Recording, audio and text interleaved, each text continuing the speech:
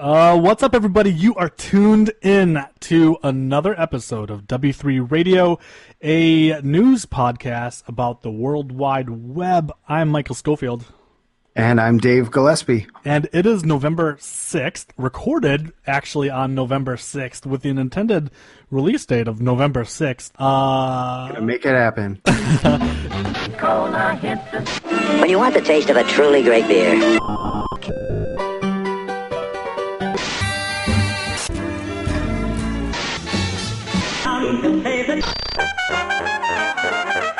First and foremost, this is relevant to my world. Version 5.0 of Angular is officially available. Quote, we are pleased to announce version 5 of Angular called Pentagonal Donut. This is a major release containing a whole bunch of new features and bug fixes. I'm sort of like paraphrasing. I'm giving them like emphasization that they're not using. All I know is that apparently it's not a pain in the ass to update because a coworker I work with just updated his app to Angular 5 with no problems whatsoever. That's good news for people using Angular. Then, if they're in a good rhythm at this point of even with big changes like this aren't crazy. That says good things about updating to version 2 or whenever they did that. It was a 100%. Big change, but now they're in a good flow where they can have major updates without making it super hard for everybody. I wish I knew more about Angular to kind of like opine here, but like I just don't use it a ton, but there may be a future in which me either. Yeah, I thought you were using Vue a lot, right? Yeah, so like Vue is sort of like the next version of Angular you go to if your app is Angular 1. You're an Angular 1 app, and then you update to Vue.js 2.0. And so like from what I see of Angular, like when I'm just kind of like browsing our internal repos, it is way more of a framework than Vue is or React is, which are just let's boil it down to their most basic qualities. They're component libraries, Right. So, you can build frameworks around that, but that's what they do. Angular has, everything. Let's see what they got here. They got all the Angular devs who are listening to us are like, oh, like these morons. Let's see. The Angular Universal State Transfer API and DOM support. Blah-de-blah-de-blah. I'm sure that's a really big deal that I'm just going to skip. Things go better with Coke. So they have new updated TypeScript transforms, improved decorator support. I just don't know what this means in terms of Angular use. Right. Performance improvements, that's good. Yeah, I don't know. Yeah, for those of you who use Angular 2+, it looks like this is a good one. It's like, yeah. Yeah. I like that the name has donut in it. I'm into that. So yeah, it's sort of like it's kind of like dovetailing on that whole like cake PHP naming scheme, Right, yeah. Or like CoffeeScript.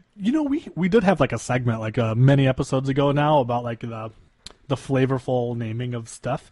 Yeah. I like it. I like the silly names. Especially if it's like food. That's great. It's a great naming scheme. Supporting dreams, instilling confidence, sharing your life.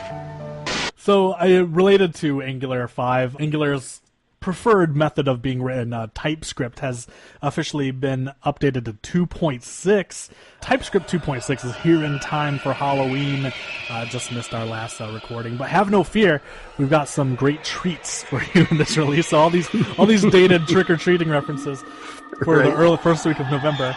If you haven't heard of TypeScript, it's a language that builds on top of the most up-to-date versions of JS by adding optional statistic types. That's not right. Static types. These types don't just help catch things like typos and logic errors. They also can bring you even better tooling like editor completions, easier navigation of your code base, and more. Yeah, and I'm totally for that. Seeing JS with like strongly typed methods definitely means far less error prone. Yeah.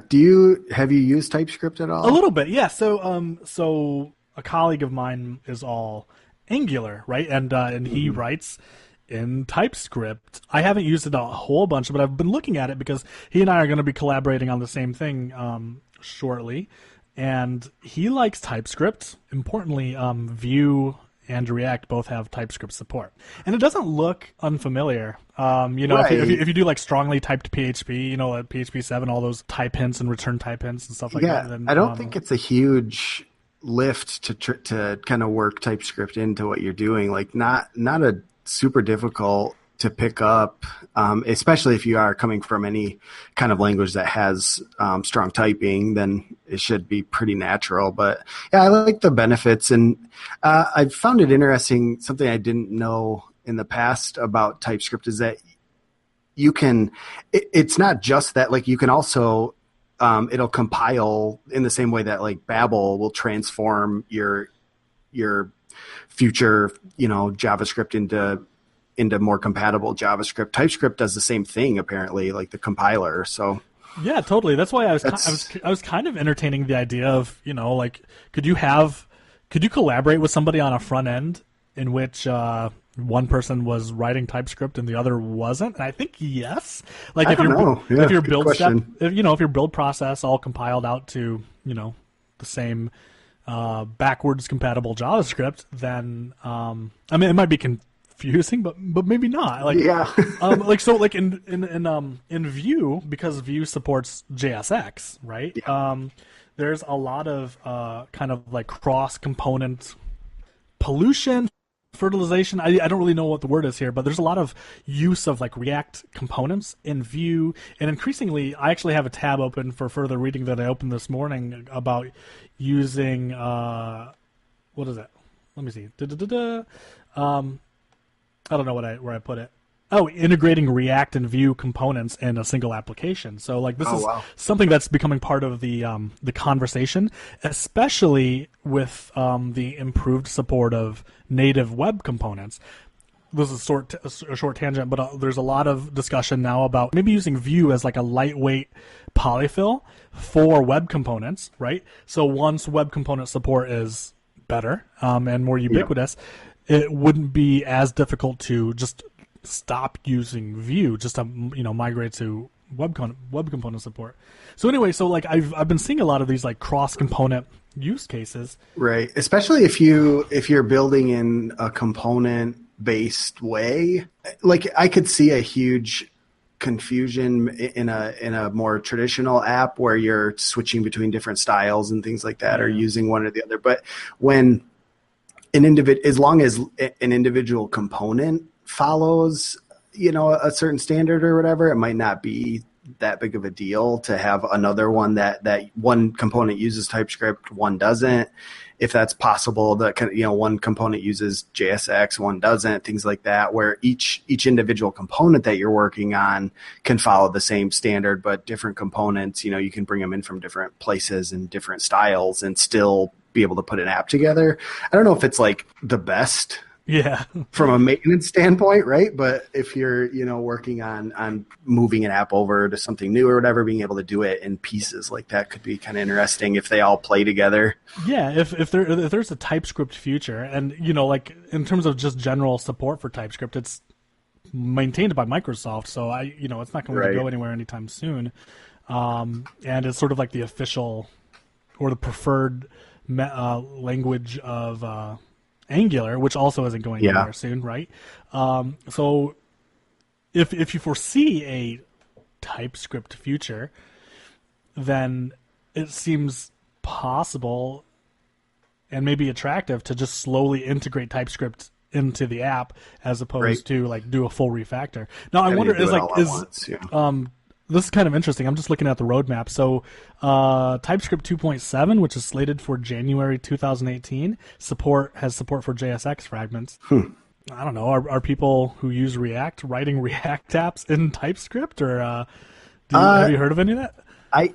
I'm actually not sure here. I have a feeling that there is a team here that's really dove into heavy React use, and I know the guy who's kind of leading up a lot of those decisions was a really big fan of TypeScript, so I could totally see that. And I know we've been using TypeScript on some other on the API side of things, so not even the client side, but using TypeScript there, like in Node. I know that some of our teams are doing that, and a bigger example, I guess, is Microsoft is doing. They have a design system called Fabric, and one of the main implementations, or maybe the main implementation of that, is Fabric React. So it's a React implementation of that, which is fully using TypeScript for that React component design system. So, oh sweet, I know. Definitely happening in the world. So if you search Google for Fabric React or whatever, I don't know exactly, Fabric UI React. I don't remember exactly. It's actually Office UI Fabric, the official front-end framework for building experiences that fit seamlessly into Office and Office 365, built with React. Yeah. Fabric's robust, up-to-date components are built with React. AngularJS, community-driven. Yeah, so React and Angular and Fabric iOS, native iOS. This is yeah, it's really really cool. Yeah. Yeah, I have a guy that I talk to on Twitter a lot, Mike Godbolt, works there, and he's kind of doing a lot of work on that design system, and he's been tweeting a lot about his experiences with using TypeScript and learning React and doing that kind of stuff. So really interesting. The U.S.S. McCain collided with some other stuff because of a UI confusion. Quote, this is from Ars Technica, on November 1st, the U.S. Navy issued its report on the collisions of the U.S.S. Fitzgerald and the U.S.S. John McCain this summer. The Navy's investigation found that both collisions were avoidable accidents, and in the case of the U.S.S. McCain, the accident was in part caused by an error made in switching which control console on the ship's bridge had steering control. An amazing story. Yeah, I was reading through this, and there's a diagram in the, like a visual of what the bridge looks like on the McCain, and it gets into how there's this steering panel where apparently there's a manual like steering wheel sort of thing in it, but that they typically use like trackball, kind of like rollerball things to do that stuff. And so there's like the manual in the middle, and then on each side of this console there's two separate interfaces where you can either have all the control of the steering and the like speed and things like that all on one, or you can split those between the two different sides of the console, so two different people can handle things. And so the guy who, the guy who was heading it up was in a really heavy traffic, like merchant ship kind of trafficked area, and was having trouble keeping the speed that he wanted and staying on course. And so they instructed him to switch for him to keep the steering, and for the speed control to be handed over to one of the other people on board. And he, instead of switching only that piece over because of confusion in the way the UI was built, he moved all of the control over to that other part, and then realized, I'm trying to steer, because he thought he should be able to and couldn't. So everybody panicked, thinking they had lost control of steering. And in the 3 minutes that it took them to realize what was going on, they crashed into a merchant vessel. Luckily, nobody was hurt, it sounds like, but did a ton of damage to the ship, and launched like a huge investigation to try to figure out what happened. And it all came down to a confusing UI decision. There you go. I don't even know I don't even know how to comment or follow up. It's right. I would love to see the what the interface actually looks like. I would love to see that. I'm sure it's there are some right. There's some diagrams that kind of show what this console looks like, but it's not really clear like what software it's using, if it's using software, if this is like a hardware UI that they're talking, like what it is. But it's interesting that some of the stuff that we do can kind of translate over into these weird places that you would never expect, right? I just made the mistake of like scrolling into the comments, and some of these are pretty silly. User Dagnabbit says they probably should have installed LVUI or Grid. Stock UIs are so shitty sometimes. Jeez. Turns out that the most disliked languages, according to a deep data dive by the Stack Overflow team, are Perl, Delphi, and VBA, followed by PHP, Objective-C, CoffeeScript, and Ruby. By wide margins, too, on a couple Huge. of those first ones. So what happened was on Stack Overflow jobs, you can create your own like developer story to showcase achievements and advance your career. And one option that you have when creating this is to add tags you would like to work with or you would not like to work with. So basically, people are able to like self-select, like these are the languages I like and these are the languages I dislike. As a measure of how polarizing each tag is, this is a quote. We, the Stack Overflow team, look at what fraction of the time it appears in someone's disliked tags compared to how often it appears in either someone's liked or disliked tags. Thus, 50% would mean a tag was disliked exactly as often as it was liked, while 1% means there were 99 people who liked it for each one who disliked it. So they provide this graph of just how hated Perl is. It's like, way out there. It's like 25%. Right, and and PHP is probably like the top most common language that we're all familiar with here. Yeah, as far as like web languages go, like the fact that PHP is like in the top 4 most hated languages. I love that there's bad. like a huge spread for CoffeeScript that's somewhere between like 7 and like 9% dislike for CoffeeScript, which like we were all super surprised a couple months ago when they released a new version. we're like what? It's right. like, oh, I'm glad that people are still using it. And for as much like animosity there is between like the Ruby and the PHP communities, both are just about equally disliked. Yeah, they're pretty close to be fair to PHP. It's not just them. Yeah, Ruby is up there too. Looks like something like 7 or so percent dislike. Yeah. Ugh. It's kind of interesting how well liked JavaScript is. Like I know that like people love Python, and right. Well, here, like speaking of TypeScript is one of the most liked, or I can maybe not most liked, the least disliked. Yeah. But JavaScript, there's a lot of JS hate, Yeah. So I'm kind of like surprised bad. how not disliked it is, like compared to some of these others. People Yeah, would much rather down. write JavaScript than Perl, certainly. Yeah, it's really close to Python and languages like that people really seem to like. And Go is like right next to JavaScript. Some of the most or the least disliked are the bottom of the list. There is R, which is interesting. It's like a data crunching, right? Right. It's like people really seem to not dislike R. Like, okay. That's definitely a weird one that have no experience with R, but for it to be so far down on the list of disliked languages is impressive. They add in a section below that the above analysis considers only programming languages, not operating systems, platforms, or libraries. So they produced another chart to show kind of like how these disliked things line up against operating systems and browsers, where I don't think anyone's surprised that Internet Explorer has, 50, 75, it's almost bad. like 95% dislike. I mean, it's so freaking comical. It's way out there. That's amazing. Microsoft has something like 53% or 55% dislike.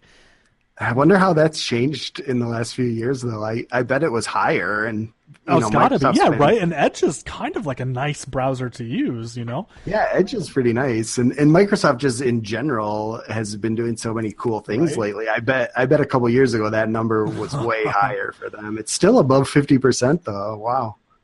Those are just like haters, right? So it doesn't look like PHP even makes this list when you're comparing like operating systems. Visual Basic is very much hated, more so than Flash. Wow, yeah, Flash is up there. COBOL for all the neckbeards. Yeah, that's right.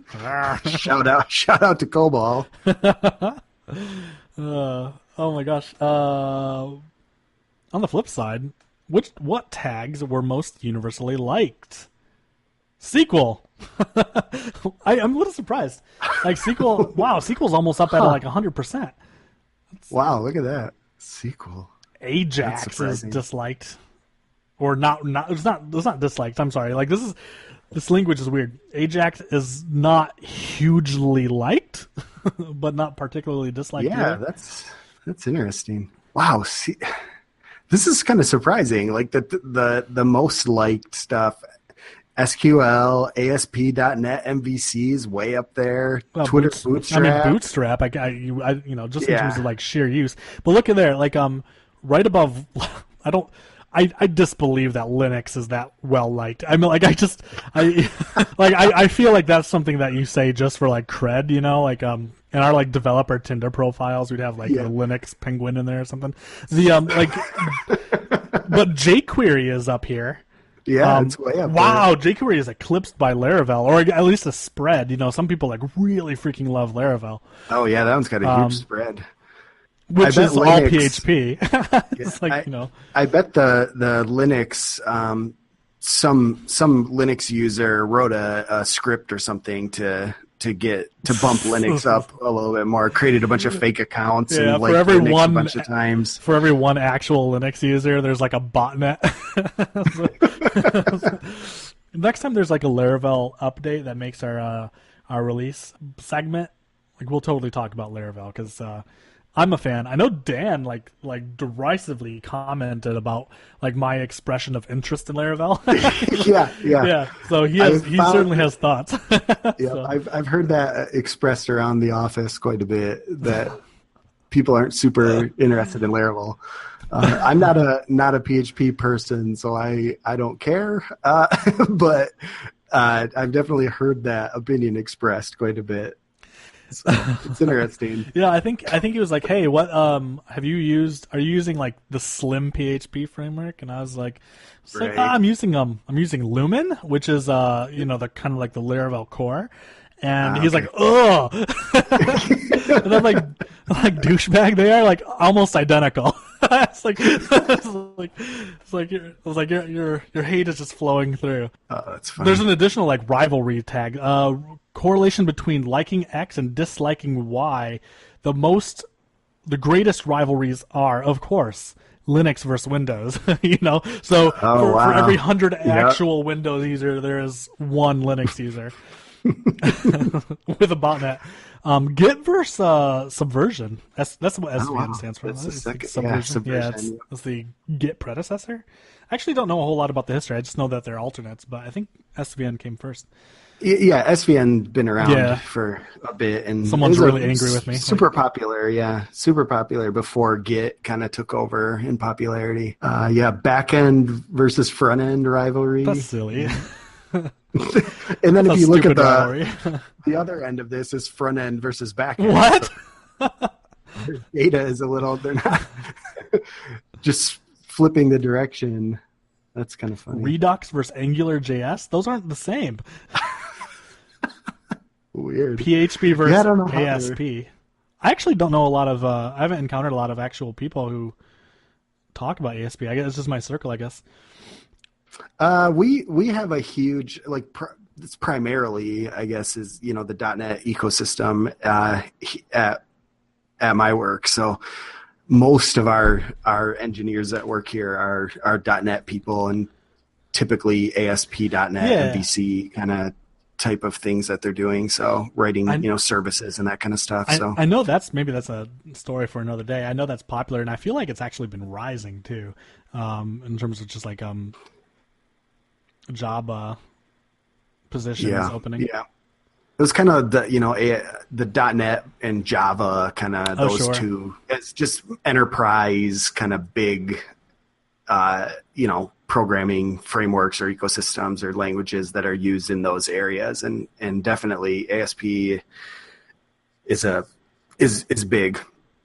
It's like them and Java are kind of the two titans in enterprise, programming. Yeah. I think that's all we have for this week. Yeah. It's been sort of like a light news week. Listeners out there, if this is the kind of show that you like, we'd really appreciate it if you could star heart favorite in your podcatcher of choice. Only 5-star reviews though. Anything else where, Yeah. Keep it to yourself. As usual, you can catch up on all the previous episodes, figure out how to subscribe, find show notes, even though we don't really leave a whole bunch of them, at our website on w3radio.com. There you can also, it's a Medium site, so you can totally subscribe to get the latest posts. You can also find us on Twitter at W3_radio. There is a W3 radio, no underscore. That's not us. Be kind to them. And yeah, Dave, how can they get a hold of you? You can find me at Yoda SW16 and all the best internet hangouts. And I am at Schofield. Until next week, thank you so much. Bye. Bye.